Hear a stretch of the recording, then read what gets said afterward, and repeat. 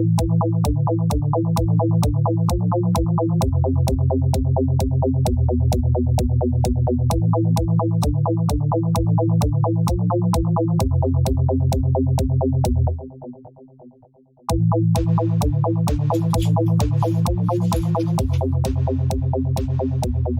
and welcome back to another Cabincast Ramble. I'm Oliver and I'm joined by Tan, Hello. and we are here with more Steven Universe. Indeed. This being episode oh, hang on, I've got it. It's 40 here. maybe? Yeah, episode 40. Yeah. And we are coming towards the end of season 3, and we Indeed. are dealing today with Bismuth. Probably just part 1, unless we are incredibly rapid, which seems unlikely. So yeah, Bismuth part 1, which is episode 20, episode 98 of the overall show. Exactly. And interestingly is, it's kind of the first of, I mean, you can consider the Steven versus Amethyst stuff kind of an arc, but Bismuth is straight up one episode split into 2 parts. We then get Beta and Earthlings, which is a part 1 and a part 2. Yeah. And then Back to the Moon and Bubbled, which are different stories, but one very much continues directly on from the other. So we kind of get 3 two-parters right here at the end, but all in different styles Exactly. I of like a being good two-parter. which is interesting. So yeah, this is probably going to be taking us up to episode 45. I would imagine, because there's quite a lot to talk about with all of these. Indeed. So where do we start off with this episode, Tan? Well, last time in Steven versus Amethyst, we had Steven and Amethyst fighting because Amethyst had sort of an inferiority Complex kind of going on, yeah. Yeah. Now, while it isn't like the focus of this episode, there is a little bit, just like slightly included. Huh. Um, Yes, sort of, yes. Sort of, yeah. But this is very much a break from that. This starts off. They're playing a videos game. And it's very. Sure, yeah, video games. It's very, very difficult. They're playing I don't know, Dark Souls or something. Indeed. Well, but he dies, and he says dying a bunch in video games is emotionally exhausting. But of course, Steven's not died in real life, so he has no idea what that's like. Oh. No, much worse, I'm sure, but Yes, probably. yeah. Doing the same thing Interrupted. over and over and over and over again can be emotionally exhausting. But interrupted by Lion doing lion things. Interrupted by Lion, pretty much being a big cat. Being a big cat. Trying to eat one of Steven's shirts. But as he does so the second time, Steven decides to put it in Lion's mane. And this is sort of where it begins. Because in Lion's mane is a strange bubbled gem. Indeed. And as Steven falls off a branch that snaps, he lands on it and accidentally pops the bubble. So yeah, there's a few things just to. There are a lot of things in over. In the main now. There's a bike, there's a scooter, there's a box of stuff. Rose's sword is still in here. Yep. Now with its scabbard, I don't think it was always with its scabbard. I am unsure. Can't remember. And the flag. And there's a chest. Which do we ever open the chest? I don't remember. The chest is closed all the time until the movie, at which point it is opened, but we never find out what was inside. That's so mean. And there's a bubble gem, which has been here the whole time. But yeah, Thunderbird apparently is very important or something to Steven. It's a ride. It's a roller coaster.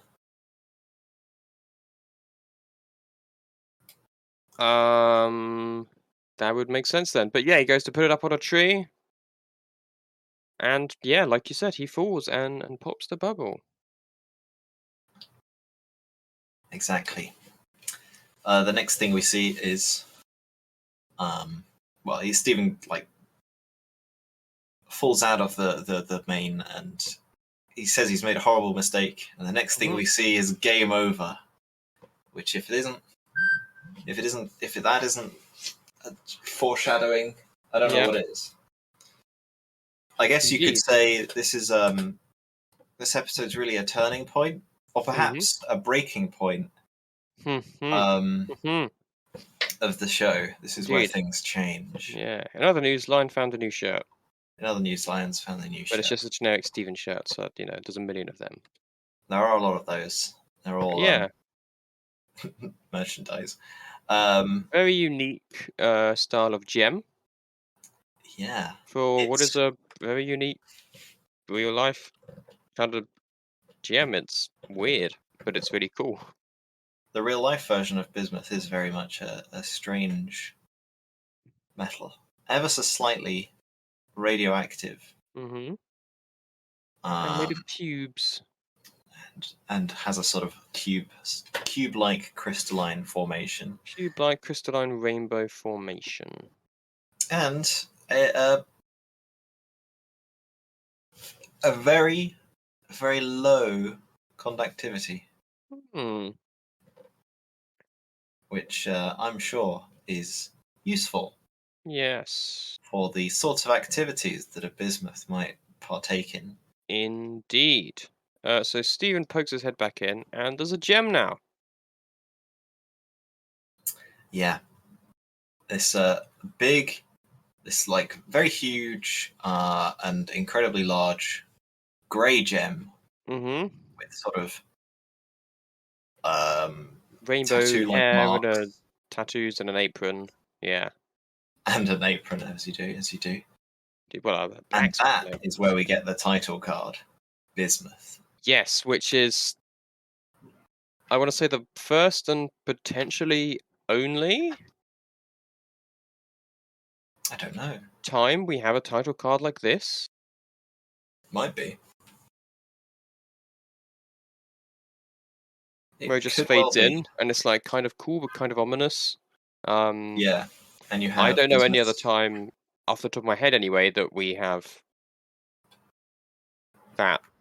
I don't know. You have this very signature bismuth instrument, because all the gems have their own instrument, which is sort of a slightly distorted electric guitar. Yeah. That's sort of being played at a high pitch. Mm-hmm. It's certainly disturbing. Yeah, played here by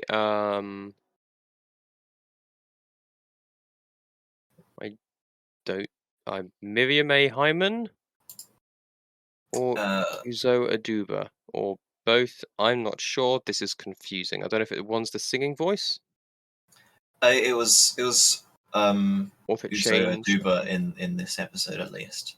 Uzo Aduba in this episode, who was also recently in Lightyear, apparently, which is cool. Oh, and isn't? Oh, yeah, she's Alicia Hawthorne, who's great, and she was also Crazy Eyes in Orange Is the New Black. Very cool.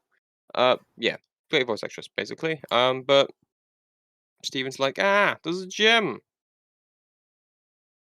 Yeah, he pokes in and out, and Bismuth is just trying to understand what's going on. Bismuth is like immediately upon reforming, she goes into a fighting stance. Yes, she certainly seems ready to be fighting something, which to us watching through the first time just makes it seem like she's kind of what's going on, which is I suppose kind of true, but there's a bit more to it on repeat viewings. Yeah when someone is poofed and specifically in a bubble, time appears to not really pass, no. But when they are not in a bubble and poofed, time does pass normally, because we see like Amethyst and Pearl, when they reform, they take differing amounts of time because they are trying to think. Mm-hmm. But when you're in a bubble, that's sort of stasis is time. Yep, indeed. So yeah, Stephen keeps popping his head back in and out, trying to figure out what she looks like, because Pearl and Garnet certainly seem to recognize this description. Exactly. And And so, again, this is kind of the Amethyst being an outcast part of the story, which is yeah, sort of connected to the last time, at least in part with the whole she wasn't about during the rebellion. Um, but it's more just what makes her unsure and someone to kind of confide in with Stephen to make him question things more than a personal insecurity Amethyst episode thing. yeah, I mean, sort of like, when they say she's one of the original crystal gems, that Yeah, that might feel kind of yeah, potentially. like you're being devalued if you came in late. Hmm. Unsure, but the other two are certainly very, very surprised at Bismuth appearing, because the first Hmm. thing that we get is Pearl running in for a hug, Yeah, a big old hug, and they indeed. have banter. It's certainly really interesting. I have a great rapport, even though it's been 5,300 years, at least for Pearl and Garnet. Like they both like Pearl is basically crying, and Garnet seems shocked. Amethyst seems shocked because I mean Bismuth's pretty cool looking, but they haven't met. But the other two of them seem yeah. Yeah, absolutely. Very, very shocked, that's for sure. Now we get Yeah, they seem very close. they're very close. They're very close, and we learn that Bismuth is one of the original crystal gems Hmm. from very long ago. And Pearl says that Rose had said Hmm. she'd lost Bismuth at the battle for the ziggurat, Mm. and that she was worried. And then Bismuth stops smiling for a second, as she realizes that isn't the entire truth. It's a half truth, but yeah, not a full truth, which is a lot of what Rose told people, as it turns out. Exactly. And Bismuth, of course, asks where Rose is. Hmm. And After then, having some introductions to Amethyst and Stephen. yeah. And Stephen makes what is possibly, again, not a great. Stephen's not very good at introducing himself as Rose's son, which is fair enough. Yeah, But this one really didn't help, because saying she turned into me is not quite. he hasn't quite grasped this himself No, yet, no, he because hasn't. making Stephen, for all intents and purposes, is the same as making a human baby. Yes, It's just Rose couldn't also exist while Stephen exists, but they are not the same. no, Um, exactly. but he also doesn't, I mean, and that's kind of one of the big things, with him not quite understanding. Who he is. Because both, yes, you are your mum, but you're her legacy. You're not actually her, and it confuses other people as well as Stephen for most of the show.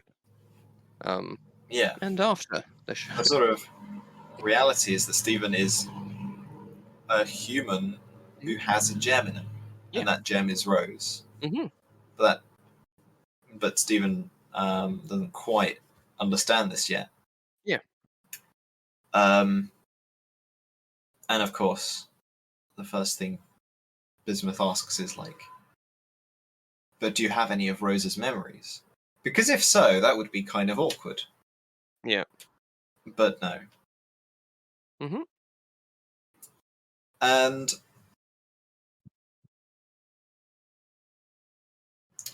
Pearl says, "It's not always easy to understand Rose's choices, but we have to Hmm. stand behind them." Indeed.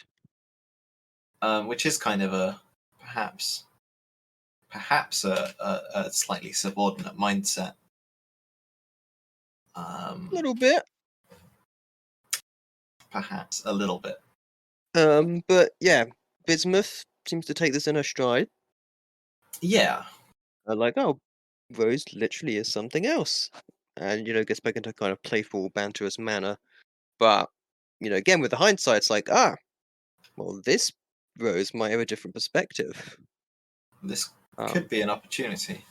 yeah. And so they head to the battlefield because Bismuth is wondering where everyone else is.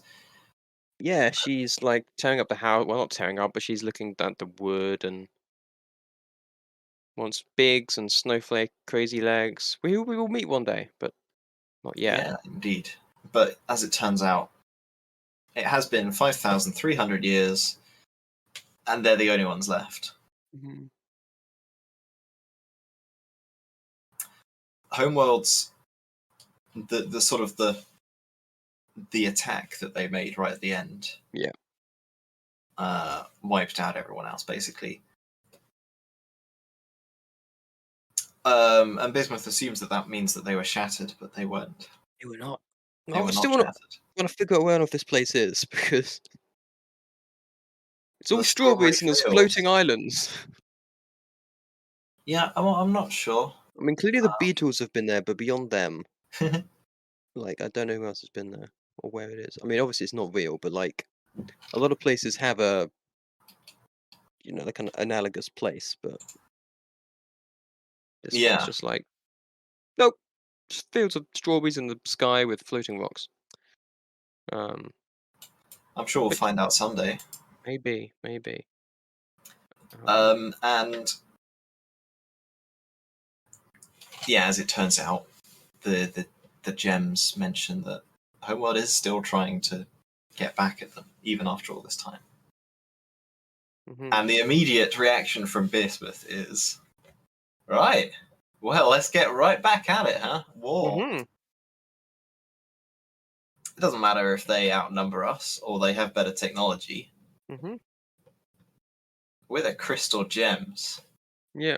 we'll just like win, which is a great mindset to have, of course, Mhm. When it's tempered. when it's tempered. Perhaps it is recklessness, but Yeah. also confidence is pretty good. Mhm. That's all Steven sees right now. It's like, yeah, Yeah, yeah, because he goes along with it. because he doesn't quite understand. Yeah, how this can be a negative yet. Hasn't But quite it is. understood the reality of war just yet, No. because if you're going to be taking it to the to Homeworld and the other gems, Mhm. that's going to involve poofing and shattering of gems, Indeed. and that's going to be something that Stephen probably is going to be a bit less enthusiastic about. But Indeed. right now, he's pretty on board, Mhm. and so they head to the forge. They do. Um, and Stephen's asking Amethyst, or Stephen's asking and Amethyst is answering. That doesn't necessarily mean Stephen's asking Amethyst, Mhm.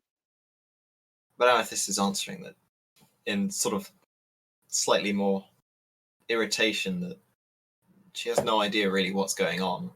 No. And I can understand that might be a bit irritating. It's like It's not being in on it, you know. yeah. I mean, it's like Pearl and Bismuth have this like kind of slightly flirtatious thing going on, and then Garnet and Bismuth are this very kind of you know siblings, not the right word, but like kind of brothers in arms or sisters in arms esque kind of attitude with all like kind of the meme of the predator like hand clap thing with the massive muscles. There's that kind of energy. Hmm. Um and yeah, it's just like this is an aside because we've never seen them with the old crystal gems before. It's odd to Amethyst where Steven's just kind of enamored by it all. Yeah, Um And yeah, But this perspective does reverse it does. once we reach the forge. Indeed. Because Amethyst doesn't even know what a forge is. Exactly. We then get a weird thing, which we've never had before, about 7 minutes in, where it's like a little animatic to be like Steven Universe with all of them in kind of weird chibi anime form. Yeah, it was like it's like an ad break, except it Yeah, was kind of an early ad break because it's indeed. 7 minutes in of a 20-minute Mhm, episode, indeed. which is why that's not where we're ending part one. Indeed. So yeah, they carry on. Seems to be in a volcano or something. Yeah, and well, once the doors are finally finished opening, hmm we end up in this um, underground like workshop underneath a volcano, basically what it is. It's very hard to get into if you're not a bismuth, and it's very cool. Very cool. And when Bismuth hits the button, hmm the lava starts flowing. Does. It's one of those odd bits to me where it's like, but they make their weapons.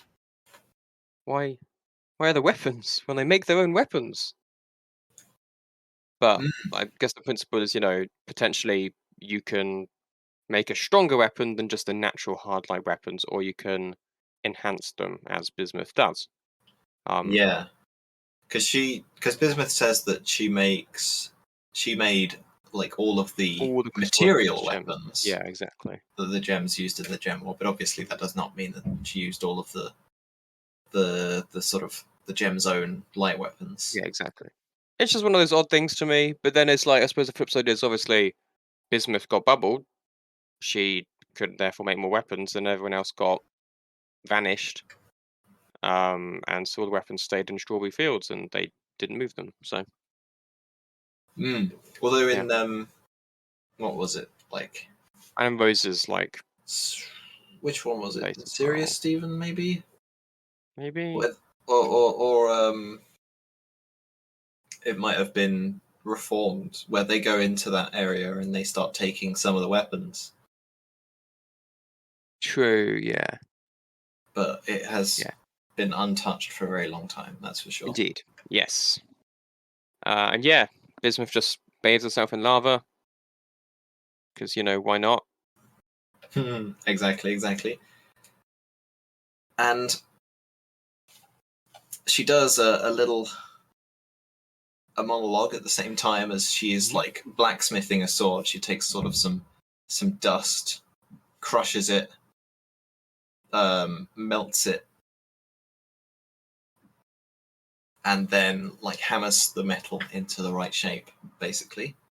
hmm But as she's doing so, she is telling us that the job of a bismuth Yeah, is to build things, obviously, yeah. hmm to build things for the gem elites. She says that with sort of a disdainful tone. We hmm already know, we like know already pretty much what our character is here. Yes.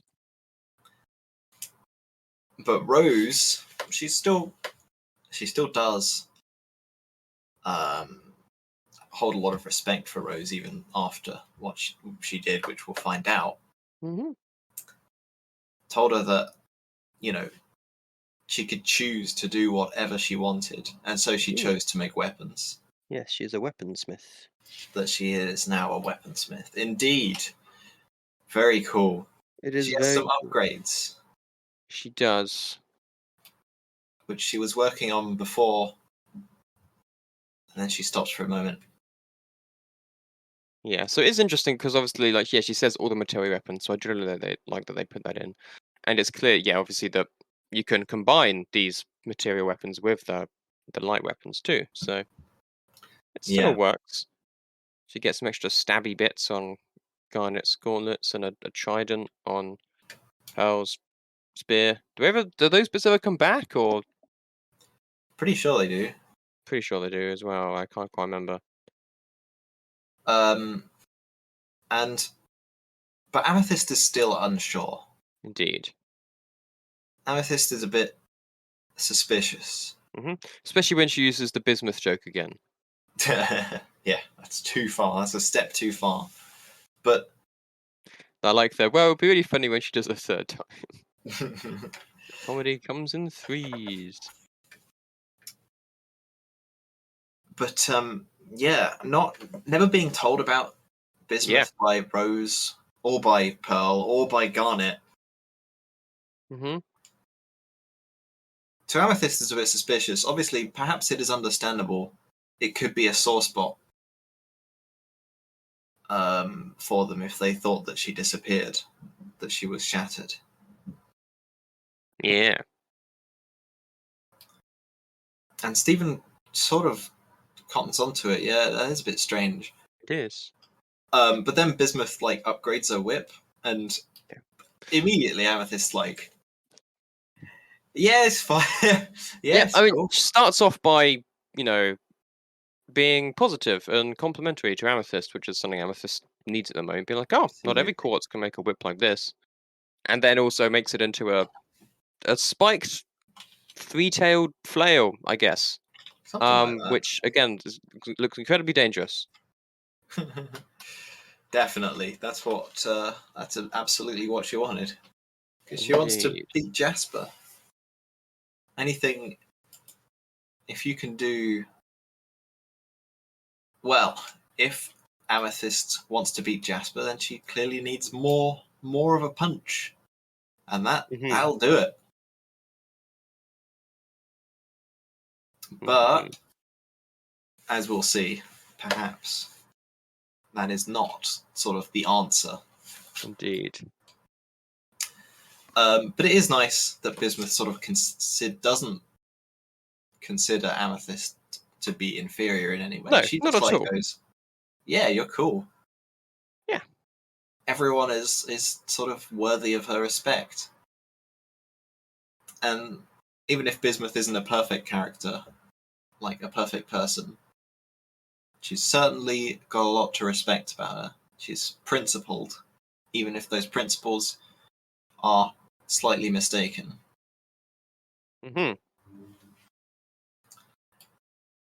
Yeah. And from Amethyst's body language, we do still know that she is a bit insecure at the time. Yeah. No, definitely. She's doing the classic arm grab, looking down at the floor thing.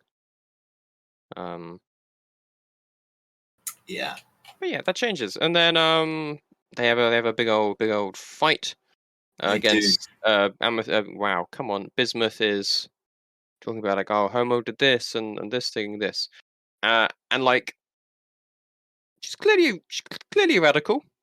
The way that she speaks about Homeworld and the way that she's so invested obviously all of them are, rebels, they're all part of the rebellion. Yeah. But Bismuth very much feels like I don't know, like kind of a person who's like the person who honestly could probably have led the rebellion. Probably, yeah. If not for Rose being there and kind of motivates all the others in this big fight. And again, you've just got these kind of different like playful but teasing mannerisms with Pearl and Garnet, and again, Amethyst gets in on the action, and it's just like very, very creative. Good job, nice. Steven, join us. And Steven just kind of like unsure about this violence. This violence. Which on the one hand, kind of strange because he does training all the time. But Bismuth is very physical. And very physical. Yeah, seems a lot more like metal. Both in the literal and physical sense, I suppose. Yes, well, just with Bismuth these is massive hammers. So is it the 84th 80. element? Oh, it's something like that. 84, 86, I think. Yeah, might. Because it's before 83rd. 83rd, dang. Melting point 271.4 degrees. Yeah, which I'm pretty sure lava is hotter than, but Yeah. because of the low conductivity, it's Indeed. she could probably sustain being in lava for at least a little bit. And then also, That's why she gets it's all just red. hard light as well. So. Yeah, exactly.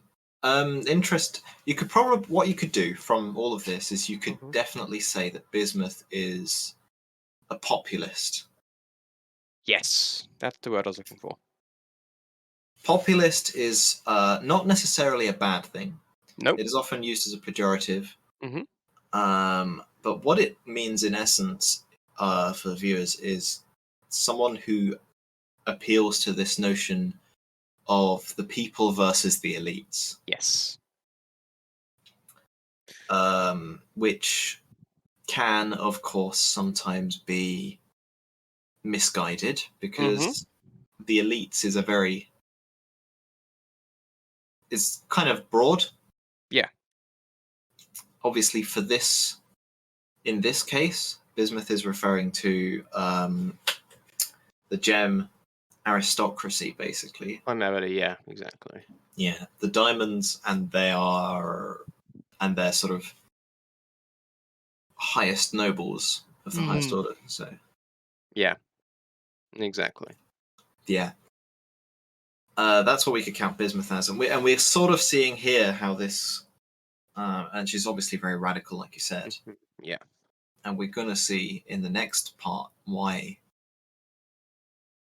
oh yeah, Why this isn't, or why at least the show frames it as potentially not the best idea. Why, from Rose and Stevens and a cartoon show for kids perspective, Yes. it's potentially not great.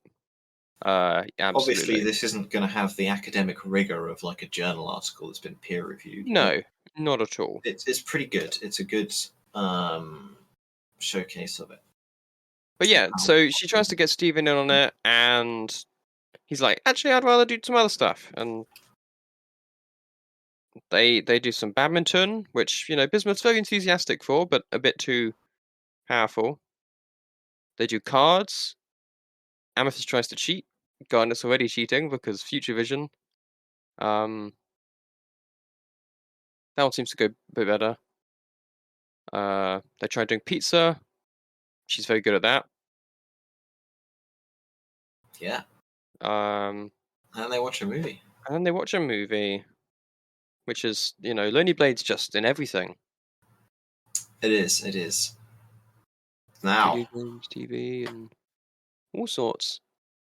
And yeah, it's an ultimate power weapon, but it's a Obviously, magic power sword. corrupts. And everyone knows what magic swords do. Yeah. Bad First, things. They always do bad things. Yeah, Bismuth goes like it's sort of the logical option for someone to use the sword with the most power. Indeed. But without understanding that with a lot of power comes the possibility for corruption. And that is what happens to Lonely Blade. Yeah, because it's a dark sword. It has dark power. Now, The Demon Blade. when I first watched this, I was like, I wasn't super sure about this bit with the with Stephen sort of showing Bismuth the ropes of human lifestyle. Yeah. But actually, she's really enjoying it. Yeah, no, absolutely. She's just having a great time. She's enjoying spending time with her friends. She likes the new company. Sure, not everything works with what she's like, but she's willing to try anything. She gets into a lot of it. And yeah, she's having a grand old time. Exactly. Indeed. Next time we will discuss how things change. As this is kind of the point where we're gonna stop discussing future parts of the episode. We'll do that next week. But yeah, But yeah, as interesting as it is, because I do. It will be very interesting to hear what your thoughts are, because I don't totally disagree with Bismuth's thinking. Um, Is that you I do or you no, I don't? don't. I don't.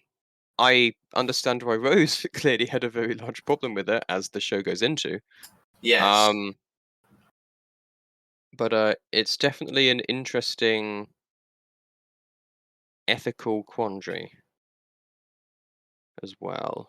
Um, Yeah, it's a without. question that has been posed by a lot of um, cartoons Mhm. and anime shows. Yes, That yes, is, Avatar does it when kind of going up strangely. against oppression, Mm-hmm. to what extent should you use violence? Indeed. Yeah, Avatar has done that. Ruby, oh sorry, Ruby has done that. Even if it hasn't even if it isn't the most fleshed out, it has done it. Yeah, yeah. It did explore that topic When with was the that? whole White Fang. Yes. No. Yes. Absolutely. No. I mean, it's one of the better parts. It's not perfect by any means, but No, I wouldn't say it's perfect, but it I definitely mean, does it. that's one of the interesting things about, like, like, in this is just going to be kind of broader topic now, because we're kind of done with the main aspect of the episode. But like with Ruby, with the White Fang, it's like the humans are oppressing the faunus. If you don't watch Ruby, this is gonna just be a whole load of nonsense. But don't worry, Spoilers. spoilers as well. Yeah. Watch the anime version. You'll probably be less disappointed. Um, I'm Fair. joking. Watch both, because it goes in a very different direction from what I've seen so far. And both are cool. But yeah, it's like the issue being that they are, or at least some of them are, completely indiscriminate amongst who they target and who they don't target, and who is bad and who is good, because to them, or at least to Adam and his followers, the quote unquote elite is humans. Um, because it is. But also, that's so many people that you're then just further turning against yourselves. Um, whereas kind of, with with Avatar, it's quite it's a bit different to that. Whereas, we do have situations in Avatar where there are Fire Nation people who are perfectly decent, and there are non-Fire Nation people who are, really terrible, and everything in between. And whilst most of the Fire Nation is living in this fantasy land of, we are the greatest nation, and this is our way of showing ourselves to the world through this war. Uh, um, uh, a lot of the individual people there still aren't actually quote unquote bad. Yeah. And that's kind of, yeah, the danger you always run into, really, with it. Like, Bismuth in some respects reminds me of Saw Gerrera from Star Wars. Um, don't know how much Saw you will have seen. Have you seen Rogue One? I've seen Rogue One. The bold guy who looks after um Jin as a child in Rogue One. Uh, who's leader of the partisans. He's like basically a cyborg by the end, and he's really paranoid about everything. Okay, Um, yeah. him, because he's in, you see him for the first time in Clone Wars, and then you see him in Bad Batch, and we're going to see him in Andor, which is exciting, and we see him in Rebels. Um, and he's basically been fighting oppression of some kind his whole life.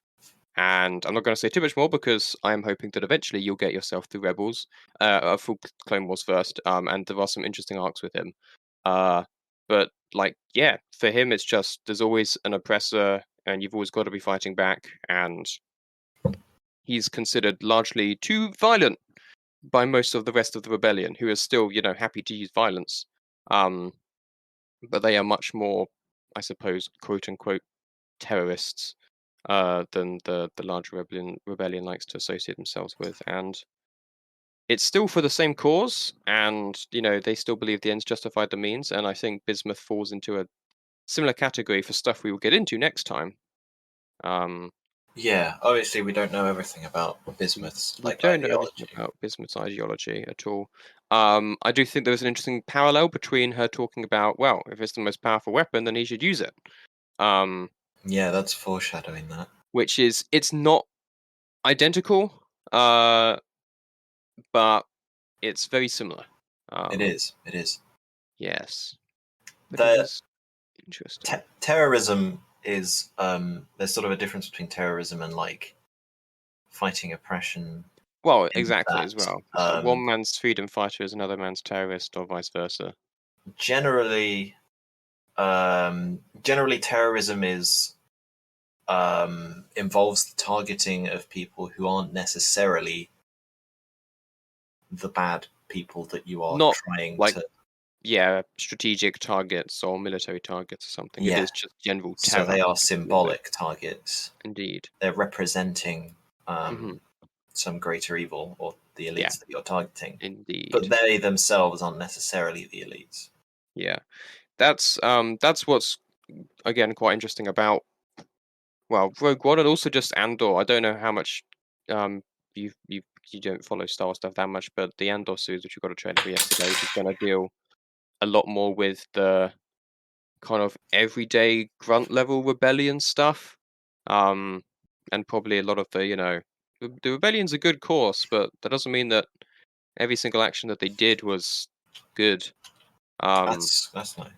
And it's going to be very interesting. Also getting Mon Mothma and political stuff, but it's very exciting and complete tangent. So, but yeah, It exactly. makes me think of like the Andor Genesis from Exevius.